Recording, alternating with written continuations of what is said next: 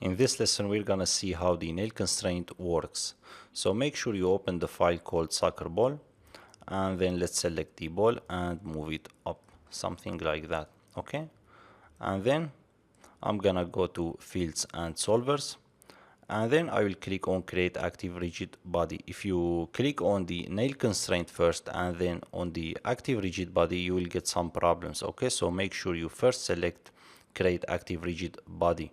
So let's select that, and now let's go again to fields and solvers, and let's click on create nail constraint, okay? So if you go and hit play, nothing happens, okay? We need to add a gravity, so let's select the ball and let's go to fields and solvers again. Let's tear off this window, okay? And let's click on gravity, and again if I click play, nothing happens, okay? So we need to do another step.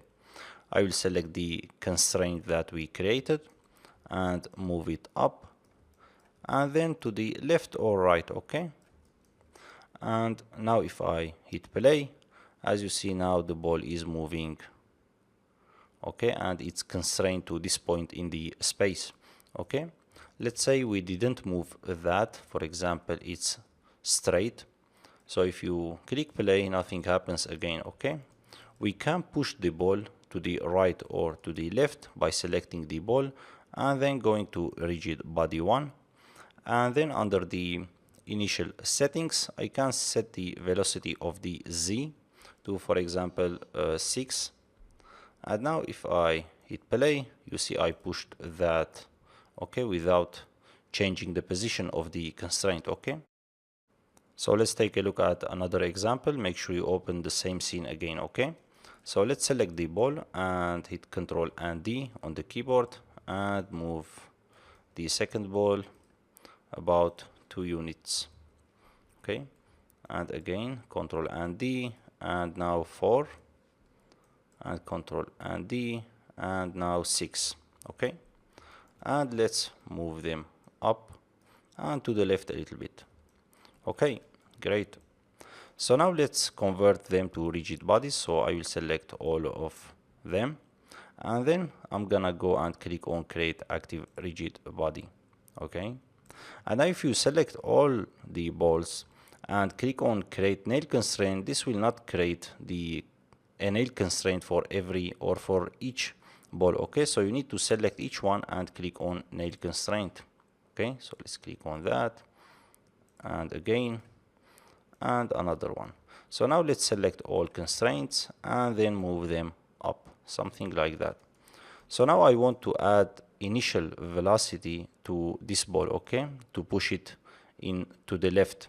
So let's select that and let's go to attribute editor. So now the problem is we don't know if the rigid body, this tab belongs to this ball or this ball, okay? So let's go to the outliner and right click and choose shapes, and let's open the shape, and it's okay, it's rigid body 4.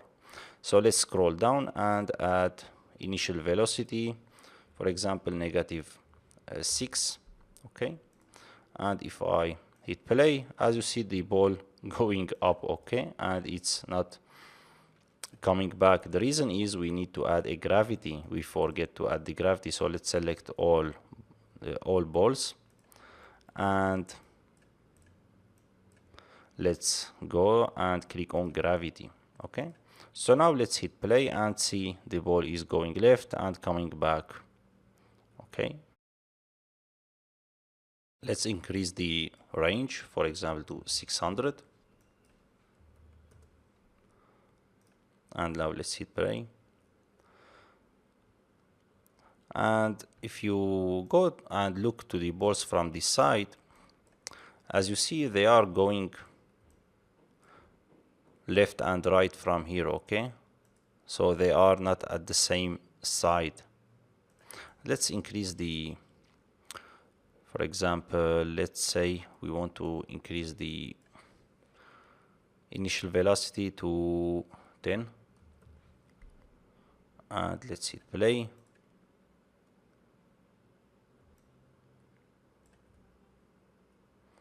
And you notice they are moving right, and you can't leave them at the center. Okay, so for example, if we were in Houdini, that's why I love Houdini. Okay, so if we were in Houdini, we can just type simple expression and say, okay, every time this going to x or negative x, set the velocity to x to 0. Okay, so you can keep them at the same line, but in Maya it's a little bit difficult, and or you can't do that. Okay, as you see, they are going right and left. Okay, you can fix that by adding collision in collision cube here and collision cube here to make them at the center. Okay, so that's it for this lesson. See you in the next lesson.